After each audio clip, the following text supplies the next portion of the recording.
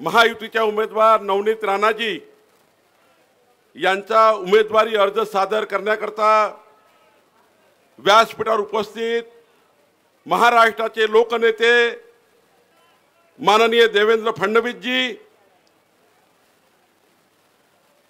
माननीय जोगेंद्र कवाडे जी, आपल्या उमेदवार नवनीत राणाजी, माननीय डॉक्टर अनिल बोंडे जी, खासदार रामदास तळस जी, आमदार प्रवीण पोटे जी, माननीय आशीष देशमुख जी, माननीय रवि राणा जी, जगदीश गुप्ता जी, जयंत डेहनकर जी, डॉक्टर गणेश खारकर जी, श्री अरुण पडोळे, आमदार प्रताप अडसड जी, प्रभुदास बिलावेकर जी, रमेश बुंदेले जी, उपस्थित व्यासपीठावर सर्व बंधू भगिनी, माननीय नवनीत राणाईचा अर्ज इथनं गेल्यावर आपल्याला जिल्हाधिकाऱ्याकडे सादर करायचा आहे।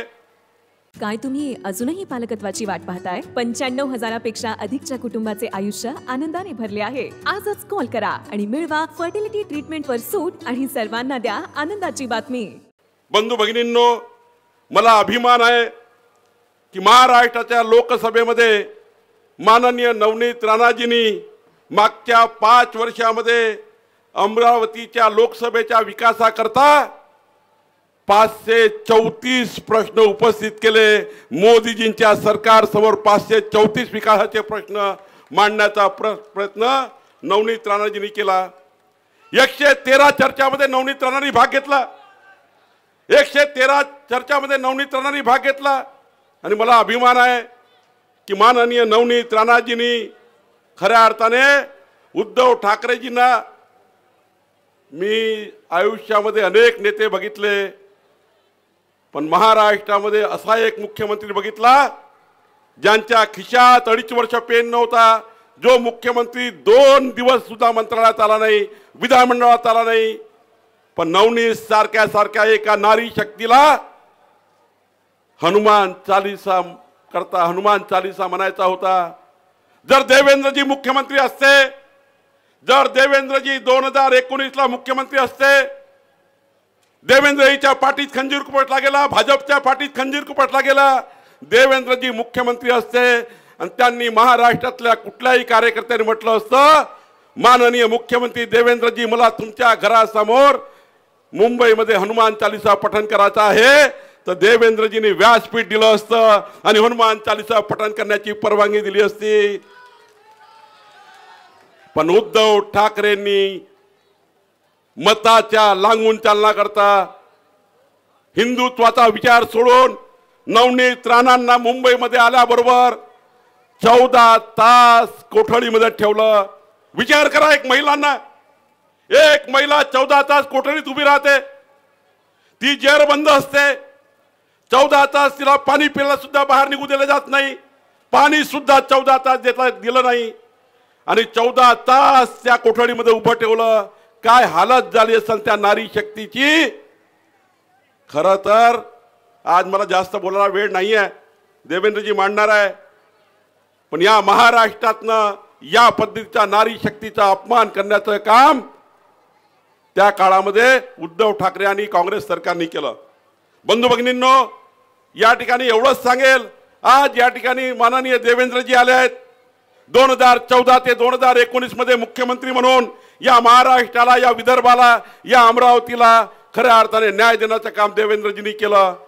आज या ठिकाणी आपण बघतोय, अमरावती नागपूर असेल, समृद्धी महामार्ग असेल, या समृद्धी महामार्गाचं काम देवेंद्रजींनी केलं आणि मला अभिमान आहे, मी जेव्हा मंत्रिमंडळात होतो या महाराष्ट्रामध्ये ओबीसी समाजाच्या कल्याणाच्या गोष्टी खूप झाल्या, पण या महाराष्ट्रामध्ये ओबीसीचं मंत्रालय तयार करण्याचं काम आणि ओबीसी मंत्री दिनाचं काम जर कुणी केलं असेल तर माननीय देवेंद्र फडणवीस साहेबांनी केलं। एकदा जोरात टाळ्या वाजवून ओबीसीच्या मंत्रालयाकरता आपण देवेंद्रजीचे आभार मानले पाहिजे।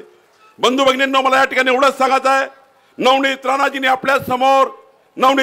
आपल्या समोर या ठिकाणी आपली वस्तुस्थिती मांडली आहे, आपल्या सर्वांना मताचं कर्ज मागितलंय। मी एवढंच सांगेल, मोदीजींनी विकसित भारताची गॅरंटी घेतली आहे, नवनीत राणा विकसित भारताच्या गॅरंटी करता मोदीजीच्या सोबत जाणार आहेत।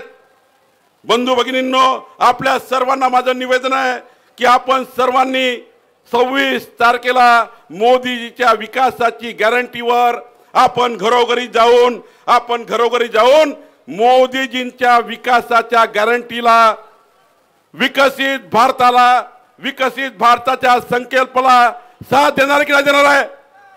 जोरात पण सांगा, महिला भगिनींना साथ देणार की नाही देणार? मोदीच्या संकल्पाला साथ देणार की नाही देणार? आणि बंधूंनो, मोदीजींनी कोणती गॅरंटी घेतली आहे? भारताला जगातला सर्वात श्रेष्ठ देश बनण्याची गॅरंटी तुम्ही सांगा कोणी घेतली आहे? दोन्ही हात वर करून सांगा कोणी घेतली आहे? गरीबाच्या कल्याणाची गॅरंटी कोणी घेतली आहे? गरीबाच्या कल्याणाची गॅरंटी कोणी घेतली? गरीबाला 2029 पर्यंत अन्न देण्याची गॅरंटी कोणी घेतली आहे? मध्यमवर्गीयाचं कल्याण कोण करणार आहे? युवकांना रोजगाराची गॅरंटी कोणी घेतली आहे? स्त्री शक्तीचा समान सन्मान करण्याची गॅरंटी कोणी घेतली?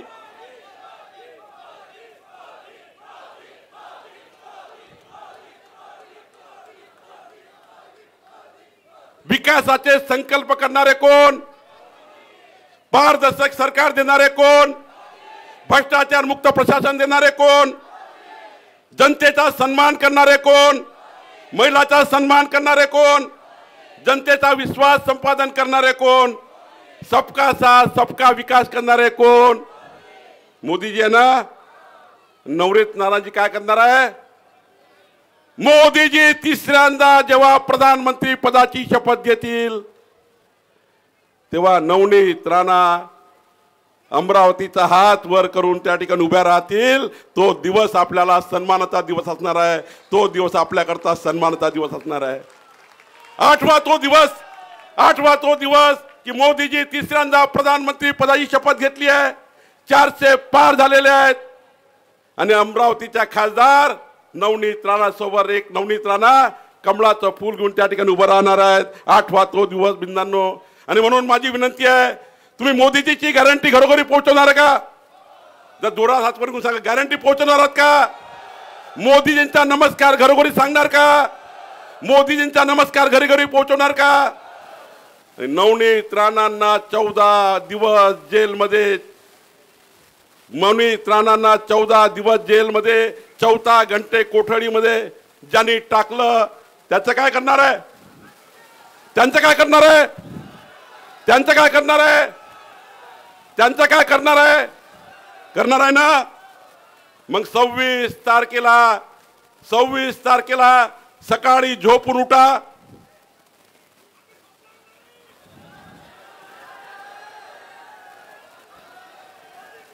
कोणी झोपणार नाही, पक्का वादा.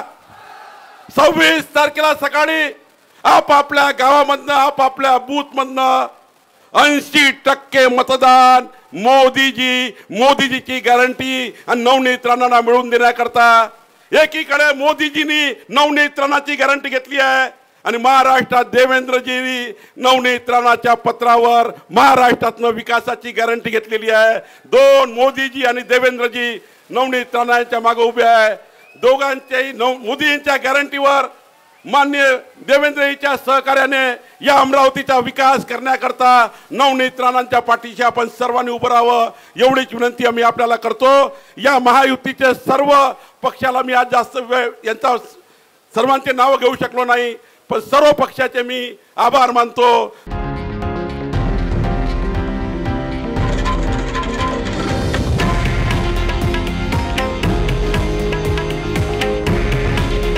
हे आहे देशातील नंबर 1 न्यूज नेटवर्क आणि आपण पाहत आहात TV9 मराठी. काळजी तुमची, हित महाराष्ट्राचं.